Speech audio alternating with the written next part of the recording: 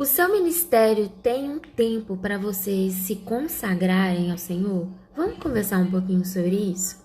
Quando nós nos consagramos ao Senhor, nós estamos dedicando a Ele algo, ou a sua própria vida, o seu coração, o seu talento, o seu dom, aquilo que você faz, você está dedicando exclusivamente a Ele. E quando a gente tem esse ato de se consagrar ao Senhor, nós também estamos dizendo a Ele que nós queremos ser totalmente dependentes do Senhor, ouvir a voz dEle, ouvir a direção que Ele vai nos dar. Por isso nós precisamos nos consagrar ao Senhor. Então vamos aprender como a gente pode estar fazendo essa consagração ao Senhor. Quando nós falamos de consagração ao Senhor, envolve 3 coisas: oração, leitura da palavra e o jejum. Porque essas 3 coisas juntas, elas não mudam a Deus, mas elas mudam o nosso coração, a nossa percepção. Ela nos dá mais sensibilidade para ouvir a voz de Deus, para ouvir a direção que Ele está nos dando. Então, nós precisamos ter sempre um tempo, um período de consagração. É claro que isso tem que ser diário na nossa vida, mas eu estou aqui falando como você pode fazer essa consagração com o seu ministério, com o seu grupo. Toda pessoa, quando ela aceita Jesus, ela aprende o básico do evangelho, que é orar, ler a Bíblia e jejuar. Mas eu quero conversar com vocês aqui como vocês podem fazer uma consagração em unidade, ou seja, com o seu ministério, para que todo mundo esteja alinhado no mesmo propósito. Bom, existem certas coisas que precisam ser colocadas como regra. Imagine uma pessoa que está ali no altar, falando sobre Deus ao coração de outras pessoas, está ali oferecendo a Deus algo, e essa pessoa ela não tem uma vida de oração ou de leitura da palavra. Faz sentido para você? Você acha que de fato essa pessoa ela está derramando algo de Deus? O que de fato nos enche de Deus é oração, leitura da palavra e jejum. Não tem outro caminho para a gente se encher do Senhor. Então, se uma pessoa se dispõe a servir em um ministério, ela também precisa se dispor a ter essa busca pela presença do Senhor. Então, imagine você com o seu grupo fazendo uma consagração em unidade. Já tem grande poder na consagração e na unidade muito mais.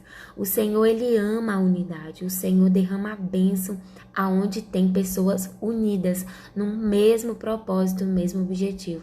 Então, imagine o seu grupo em consagração, todo mundo fazendo uma consagração em unidade para buscar o mesmo propósito, para buscar uma mesma direção. Eu tenho certeza que o céu vai se mover em favor do seu ministério. O que eu quero compartilhar com você aqui é ideias, é como eu aplico no meu ministério, tá bom? Eu não tô aqui para ditar regras sobre o seu ministério. Cada ministério tem uma identidade, uma rotina, uma cultura. Então você precisa determinar como vai ser no seu ministério. Eu tô aqui só para compartilhar um exemplo, uma experiência com vocês, para poder te inspirar, para poder te dar um ponto de partida, tá bom? Então eu quero explicar para vocês como a gente faz a nossa consagração. Primeiro, nós determinamos um dia da semana para que todas do grupo estejam fazendo a consagração em unidade. Por exemplo, toda segunda-feira o ministério vai estar em consagração. Eu não determinei o tipo de jejum que cada uma teria que fazer. Eu deixei livre para cada uma determinar a maneira que queria jejuar. Então, ficava determinado que todas as segundas-feiras, todas do ministério deveriam fazer um jejum. O tipo de jejum cada uma ia determinar para a sua própria vida. Nós também fazíamos uma leitura do livro da Bíblia. Então, a gente determinava um livro onde todo mundo faria aquela mesma leitura na segunda-feira. E também nesse mesmo dia nós fazíamos orações. Nós tínhamos motivos específicos para todas estarem orando em unidade pelaqueles mesmo motivo. Então a gente fazia um jejum, oração e a leitura da palavra. Bom, diante disso havia algumas regras dessa consagração. Entendendo a importância do altar, né, entendendo a importância de ministrar na vida das pessoas, existiam algumas regras, que era o seguinte: se na segunda-feira alguém não fizesse a consagração, na escala da semana, essa pessoa não entraria na escala, ela ficaria de fora. Ela teria que esperar a próxima segunda-feira para poder fazer a consagração. E a consagração, ela precisava ser completa, ou seja, jejum, oração e leitura da palavra. Às vezes a pessoa só lia a Bíblia, esquecia de jejuar, também ela precisaria esperar a próxima segunda-feira para entrar na escala.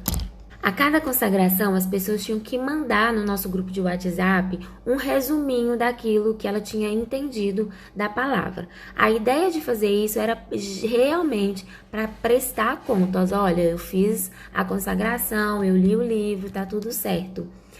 E também eu, como a líder direta do ministério, sempre perguntava individual para cada uma se elas tinham feito a consagração, para me saber quem estaria na escala e quem não estaria na escala.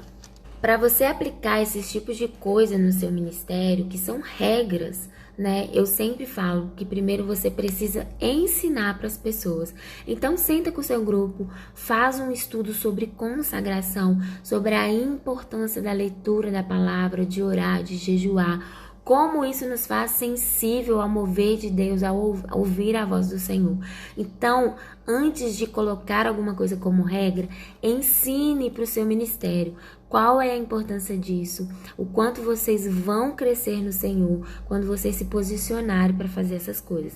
Depois de você ensinar, instruir, coloque algumas regrinhas, porque infelizmente as coisas têm a tendência de serem feitas de qualquer maneira, se a gente não coloca essas regras como a intenção de ter uma organização e um equilíbrio sobre as coisas do Senhor. Leve o seu grupo a refletir aonde eles querem chegar, o quanto eles querem ser usados pelo Senhor, o quanto eles querem crescer neste ambiente. E para isso, para ver esse crescimento, nós precisamos nos consagrar a Deus. Uma pessoa que está no ministério, ela não entende a importância da oração, da leitura da Bíblia, do jejum. Essa pessoa não entendeu o que é o altar de Deus. E o líder que não se posiciona em relação a essas coisas, gente, tá sendo negligente com as coisas do Senhor, com o altar de Deus. Então, tem hora que nós precisamos nos posicionar, gente. Precisamos nos consagrar. Precisamos, porque eu sempre falo, ninguém chamou essa pessoa para entrar no ministério. Quem chamou essa pessoa foi Deus, sabe? Não foi o líder que chamou essa pessoa para entrar. Essa pessoa entendeu, ouviu o chamado do Senhor. Então, nós temos que conscientizar essas pessoas da importância de se consagrar a Deus, sabe? De dar importância, de ter temor pelas coisas do Senhor, pelo altar do Senhor. Amém? Sempre existem algumas pessoas que têm muita dificuldade sobre isso, e o líder ele não vai excluir essas pessoas, você vai ajudar essas pessoas, ofereça ajuda, ofereça orar junto com elas, vamos fazer um plano de leitura junto. O líder está ali para inspirar, para ensinar, para encorajar essa pessoa, amém? O líder não precisa, gente, ser mandão, arrogante, não precisa disso. Tudo é ensinamento, exemplo, é você inspirando, é você pegando a Bíblia. Olha, não sou eu que estou falando, não sou eu que estou inventando essas regras. A palavra do Senhor fala que nós precisamos nos preparar, nós precisamos orar, ler a Bíblia, sabe? Mostra para elas que é para agradar o coração de Deus. Então inspire, ensine o seu grupo e cresçam neste ambiente, se consagrem ao Senhor. Façam as coisas de Deus com temor. E é isso que eu gostaria de compartilhar com vocês hoje nesse mini curso, falando sobre a importância do ministério, se consagrar em unidade. E eu quero deixar uma indicação para você do meu e-book Como Deve Ser um Ensaio do Ministério de Dança, que inclusive contém esse estudo de consagração lá, contém muitos outros tópicos para você poder conhecer. Nesse e-book eu vou falar para vocês o que é o ensaio, o lugar do ensaio, o que deve ter no ensaio, como fazer o ensaio. Vou falar sobre consagração, vou falar sobre regras, vou falar sobre como receber as pessoas novas no ministério, como fazer as pessoas ter compromisso. Vou falar um pouco sobre coreografia espontânea no ensaio, objetos na dança, exercícios para o ensaio, exercícios para trabalhar a criatividade, exercício para trabalhar a expressão, exercício de movimentos, e vou falar sobre o ensaio de criança também e algumas dicas práticas de um ensaio de dança no contexto cristão. Então, tudo isso você adquire no e-book, você vai ter acesso a todos esses estudos, tá bom? Gente, muito obrigada por compartilhar comigo de mais um mini curso. Se você tem o interesse de conhecer os materiais, os e-books, para acrescentar conhecimento, para te dar, sabe, um direcionamento, é só você acessar o link da bio ou me chamar no WhatsApp, tá bom?